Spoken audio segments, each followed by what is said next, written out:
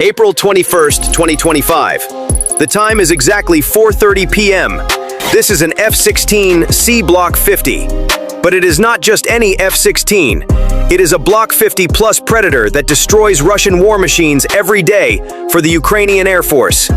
In a few moments, it injects engines, and exactly 27 minutes later, it would destroy 3,600 tons of Russian ammunition. What's more, it would destroy them along with a huge Russian drone army. But the mission was very difficult. In Belgorod, a Russian S-300 radar was scanning an area of 300 kilometers. As a first wave, the Russians launched fierce drone attacks on Ukrainian artillery in Sumy and Kharkiv via Belgorod. They also cornered Ukrainian Leopard and Bradley tanks on the border.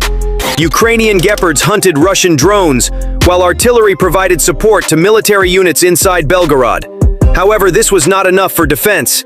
The F-16s had already been deployed. The Russians were unaware of the F-16's operational readiness. Two tactical F-16 jets equipped with JDAM missiles were waiting for orders to take off hundreds of kilometers away from the front line.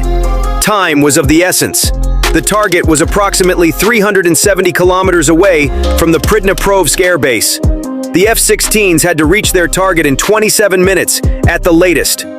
Seconds of delay would mean the destruction of Ukraine's armored convoys. The Russians relied on the S-300 and other dome air defense shields.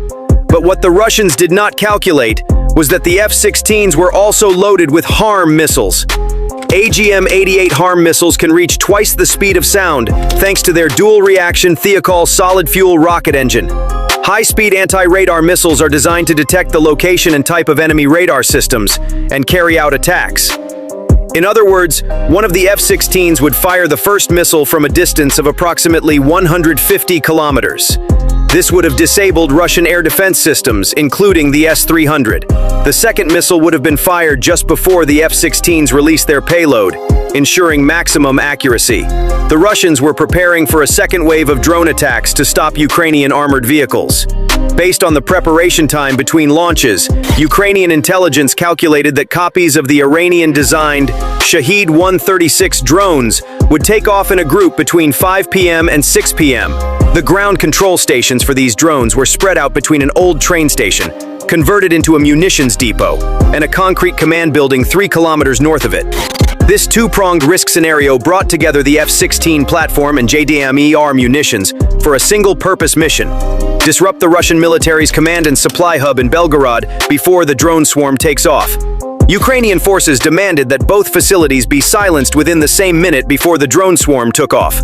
The structural advantage of the F-16s approaching the target began here. Despite carrying only a single Pratt & Whitney F-100 PW229 engine in its fuselage, the Block 50 Plus model can still reach a top speed of Mach 2. With the afterburner engaged, it accelerates to takeoff thrust of 129 kilonewtons in 3 seconds. When the front wheel lifts off the runway, the aircraft can climb at a rate of 15,000 feet per minute. However, this sortie, which caught the Russians off guard in Belgorod, was not programmed for high-altitude flight, but for maximum speed on the ground. After all preparations were completed, the jets arrived at the runway at Pridneprovsk Air Base in the afternoon. Following the completion of the taxiing procedure, the aircraft began their short takeoff run. At 4:47 p.m., 2 F-16 jets took off from the air base with loud noises. Each jet was carrying 3 GBU-32 JDAM-ER and 1 HARM missiles under its wings. In total, 8 bombs meant 3,000 kilograms of net explosive payload. The body of a single JDAM-ER is of the Blue 110 type, consisting of a 454 kilogram steel concrete penetrator that, when combined with the explosive charge below, forms a high-penetration warhead. In its standard configuration, the bomb glides for 15 to 17 kilometers, but with the ER wing kit added, it can glide up to 28 to 30 kilometers in a glider-like flight. The wing material is carbon composite, resistant to friction, and provides structural flexibility from the moment of launch within a temperature range of 70 to minus 45 degrees Celsius. Therefore, when the F-16 releases the bomb, the munition undergoes a brief free fall, deploys its wings, and glides toward the target while locking onto its axis. In other words, the F-16 jets had begun the operation fully equipped. 30 seconds after takeoff, the pilots entered the nap of the Earth profile. The jets, flying at an altitude of 30 meters above the ground, were approaching the border at a speed of 840 kilometers per hour. At this altitude, the radar horizon barely exceeds 24 kilometers. Even if the S-300V4 battery turned its billboard radar, it would have to wait for the F-16 to rise above the horizon before detecting it. Therefore, the strike aircraft would remain on their own side of the border, while the bombs would enter Russian territory within the range of the wing kits. The plan was simple. First fire, the second harm. Pop-up, release, glide, dive, explosion, turn. The most critical moment was the pop-up toss, the maneuver of rising and launching the bomb. Because the aircraft would become visible on radar for 3 seconds, a timing error would mean that the 9M82M missiles, capable of reaching Mach 7 in 4 to 5 seconds, would launch. When the JDAM GPS OK indicator turned green on the cockpit's multi-function display, the pilots raised the nose by 45 degrees. The two jets climbed to 2,400 meters, and the F-16's fly-by-wire system automatically compensated for the loss of lift during the climb. At the release point, the long-range release indicator lit up on the HDU. The pilots pressed the trigger switch. The internal pylon bombs were released in half a second, and as the tripwire cable of the JDAM bombs broke, the compressed springs on the tail fins opened. Then the external pylon bombs broke away. 6 JDAM bombs separated from the fuselage. The mini-servo flaps on the tail switched to GPS path correction, and the aircraft entered the glide phase with a 40-degree gentle climb. 8 JDAM bombs separated from the fuselage. The mini-servo flaps on the tail switched to GPS path correction, and the aircraft entered the glide phase with a 40-degree gentle climb. The aircraft immediately performed a right-left turn and descended, returning to an altitude of 150 meters and fixing its nose toward the Ukrainian border. They were no longer visible on enemy radar. The first 2 JDAM bombs released in flight were targeting the ammunition depot to the south. During the glide phase, the F-16 jets reached a speed of Mach 0.9, the maximum lift-to-drag ratio achievable by the wings at that speed. The depot roof was newly covered. The JDAM bombs entered at a 35-degree angle. The BLU-110 warhead penetrated the second floor, and the delayed fuse detonated. Pressure inside the enclosed space doubled, triggering the Grad rocket launchers. After the first explosion, the depot's central walls were blown outward. A BMP-2M on the ground was flipped over by the blast wave, and the Nona turret on top tore through the lower plate. The second JDAM bomb targeting the fuel tank on the eastern side deviated 17 meters from its nose guidance, but still penetrated the target tank. The vapor from 10,000 liters of fuel ignited and rose up to 40 meters. The fuel fire combined with oxygen in the air, shrouding the outpost perimeter in a red-black cloud. The other 2 JDAM ERs locked onto the concrete command block to the north, pierced the roof, and exploded in the server room on the basement floor. The building's GLONASS and radio cables melted, and the control panel caught fire. The shockwave collapsed the shelter ceiling, blocking the exit for those inside. Since these explosions occurred simultaneously, the Tor M2 radar truck, which was not in the target area, lost its command uplink. The last 2 JDAM bombs targeted the UAV Launch Command Center. The explosions triggered a chain reaction, blowing up the command center along with critical equipment inside. In this attack, where F-16s virtually leveled Belgorod, it wasn't hard to start counting what had been destroyed in the first 10 minutes. 1,400 Grad rockets, 700 mortar shells, 8 tank trucks, 7 BMP-2Ms, 6 MTLBs, and 2 Nona mortar vehicles. When the unit was accounted for, it was determined that approximately $29 million worth of equipment was rendered unusable. The Tor battery did not enter the loss list as it had not been deployed to the area. No official figures have been released regarding personnel casualties, but estimates suggest that at least 50 people were injured and more than 10 were killed. Let's move on to the cost calculation. Ukraine's expenditures were clear. Each of the 8 JDAM ER kits cost $170,000. 2 HARM kits cost $570,000. When fuel, maintenance, engine lifespan, and pilot bonuses are added, the cost of 2 F-16 sorties amounts to approximately $150,000. The total operational cost was estimated at around $2 million. The cost-benefit ratio is roughly 1 to 15. This is considered a high return for an F-16 fleet.